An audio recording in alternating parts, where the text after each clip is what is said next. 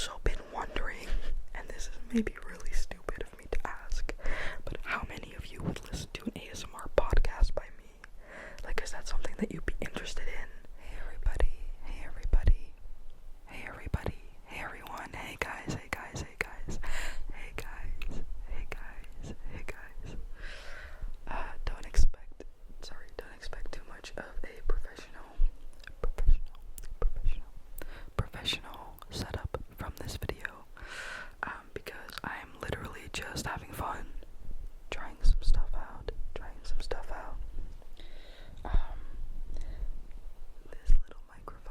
This microphone is very, very sensitive, but I'm still figuring out how I can whisper into the small one without making it too, like, pop.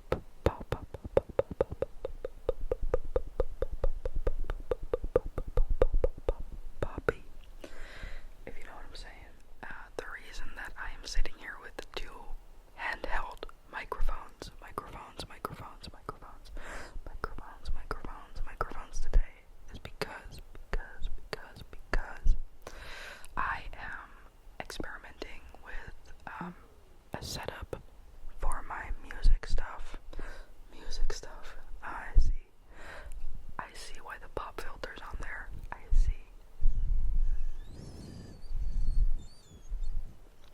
I see why the pop filter is on there. But yeah, I'm experimenting with some stuff for my music, recording. And these are just two of the microphones that I will be using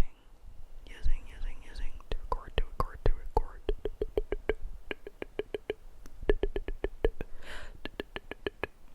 So, yeah, this is really weird, but I thought I could just do a close-up whisper.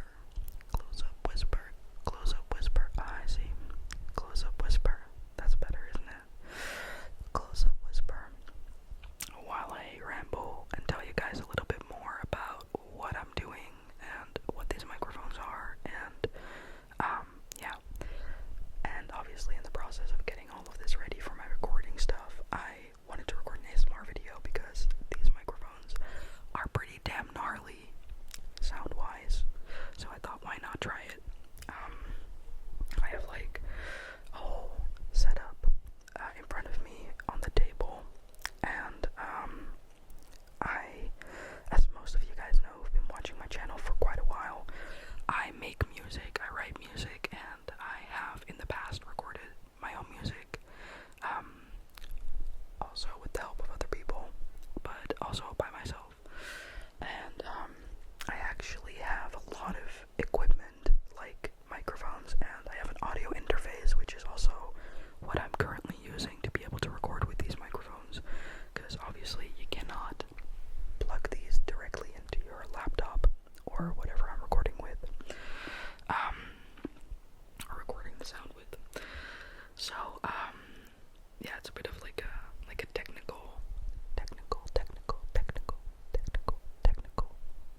story, but I love audio engineering a lot, even though I am not like nowhere near very good at it yet, but I like learning stuff and I like producing music. So yeah, now I'm really rambling about stuff. But anyway, I want to tell you a bit about the whole story behind this, I guess, and maybe also kind of like talk about my creative projects outside of ASMR, because if you know me, you know your girl loves talking about herself, and I don't mean that in a conceited way, but I just love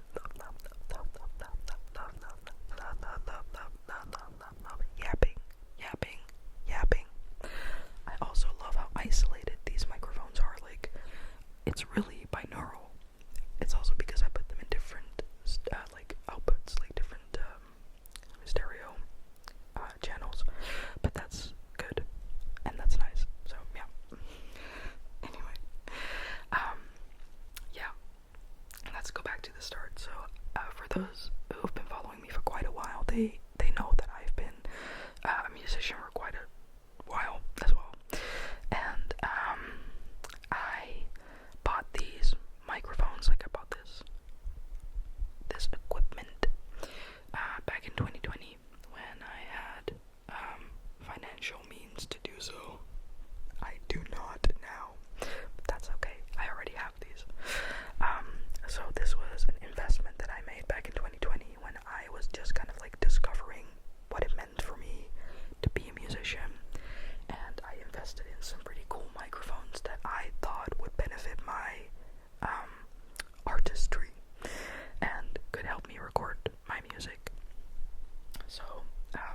this is like this small little pencil microphone. This is an 8kg microphone, sorry, 8kg microphone. I don't know if it's focusing, I can't tell. I honestly don't know the exact model and make, but I can put it on the screen like I always do for you guys afterwards, after I'm editing. And this one I'm super excited about because this is the I just don't know how to pronounce this, but it's the Aston microphone Spirit. Aston microphone Spirit, the Aston microphone Spirit. And it is a condensator microphone, mostly used for recording vocals or like isolated pieces of like guitar or something. But I bought this small one especially to record guitar and maybe even like drum stuff, so because it's most compatible with like that. And this one I bought specifically for recording vocals and guitar, and sometimes even together, like, you know, while I'm singing and playing guitar, because fun fact, I don't know how many of you know Orla Gartland. She's a singer-songwriter as well, or an artist, and she started out on YouTube as well. YouTube.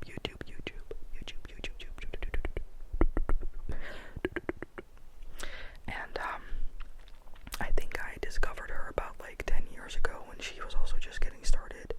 And well, you're wondering what the fun fact about this is. She actually used the Aston microphone,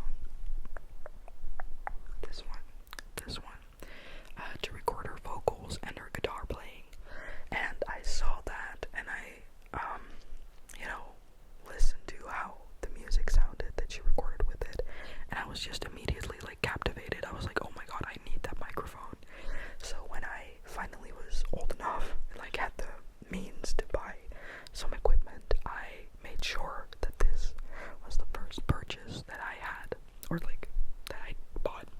So that's kind of the story behind why I bought all of this equipment and what it is exactly. But I really just want to like, I don't know, this is more of like a test round also to see how the sound is with these things.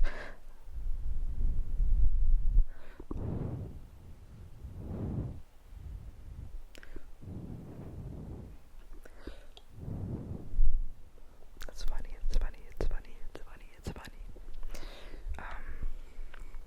But I also wanted to tell you guys just a bit more about like the little plans I have musically speaking for my future. I think, as a lot of you guys know, it is very hard in today's like day and age to really make it as an upcoming artist without having a lot of money or having a lot of connections. And that's definitely something that I've been experiencing the past couple years. I've gotten very close to doing cool projects many times, but each time it does depend on just like who your connections are and whether or not you're able to pay money for the projects that you're participating in. And obviously, like, for some people, they get really, really lucky, and they get discovered. And obviously, like, especially with artists like Chapel Rowan and stuff, or Sabrina Carpenter, like, they had one really good song and it got picked up by the masses. But obviously they were not like overnight success. Like, their hard work had been in the making for about like 10 years or something. But you know, it really is most of the time when you don't have like a lot of money or a lot of useful connections in the music industry, it really does come down to just luck and hard work, but also just a bit of luck. And so far, I haven't been that lucky yet. I've been working on my music for a long time. But you know, when you've got a job to worry about, when you've got bills to pay, when you're still in school, you know, music obviously kind of takes a backseat sometimes. And that's sad. Like, I've made sure that I have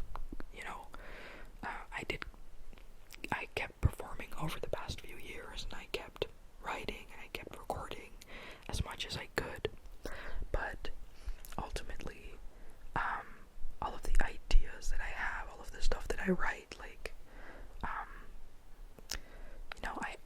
you do sometimes just need, like, a hand, like a helping hand. And as I said, like, I'm not a professional producer. Like, I can only do so much audio engineering and stuff on my own, because, yeah, I don't know, I feel like a lot of musicians these days, they have to be their own, like, agency, obviously. Like, they have to be their own label, they have to be their own marketing employee, they have to do all of the promotion stuff on their own, they have to make sure they get gigs, they have to be their own tour manager, like, they have to be their own producer most of the time, if you're not, like, already signed to a big label. And yeah, that's kind of what it comes down to. And if you don't really excel in, like, one of those things, my biggest issue is that I don't excel at producing or, audio engineering in that sense, then you do have a bit of a problem if no one's willing to kind of, like, lend you a helping hand. So this is not meant to, like, be, how do you say it? Like, this isn't meant to be like, oh, I'm so sad, like, oh, I'm the victim or something, like, but, I just love keeping you guys up to date about my plans and, like, my ideas and my music and my creativity, and I just wanted to do, like, a little update, I guess, on how I've musically been doing. So it's been a tough couple years, I'm not gonna lie about it, but, at the end of the day, I also make music because I just like making music, and I don't, obviously, it's one of my hopes to one day be able to play, like, pretty big gigs, but just because, I like connecting with people on a musical level. So it's definitely not about the money for me, but, to be able to, like, share your music and do what you love professionally, like, you are gonna need to invest in it yourself at some point. So anyway, that's what I've been trying to do, investing. And I have, like, all of these ideas for albums. Like, I think I've written about 3 EPs by now, 1 full album, and many loose projects or, like, feature songs with my friends. So, like, I have plenty of material, and I just wish that I had someone to help me record it, because it's not my strong suit at all. But anyways, in the year 2025, I'm taking a leap of faith and just trying to do stuff myself with the stuff that I've already bought, and yeah, trying to get better at producing, I guess, just so I can help myself, and I don't have to wait on someone to help me instead. So, this is just a little test, to see how these microphones work, and if they work, and I wanted to do a little ASMR video with you guys, because I love you guys, and I love keeping you up to date on everything that's been happening in my life. So that's where I'm currently at, and very soon, there will be a new video. I'm having way too much fun with this. There will be a new video, with probably some head movements, maybe a new role play, maybe a part 3 to the Teaching You Dutch, I was gonna say franchise, that's not the word that I wanted to use, but a part 3 to the Teaching You Dutch series that I've been doing lately. So yeah, stay tuned for those things, stay tuned, and I've also been wondering, and this is maybe really stupid of me to ask, but how many of you would listen to an ASMR podcast by me? Like, is that something that you'd be interested in? Because I just love yapping, but I love doing ASMR as well, and I feel like for a regular podcast, I don't have enough to say, but I'm really good at rambling, so, I don't know, I was just thinking lately, like, oh, maybe an ASMR podcast would be, like, a good, like, compromise, because I do love yapping, but I also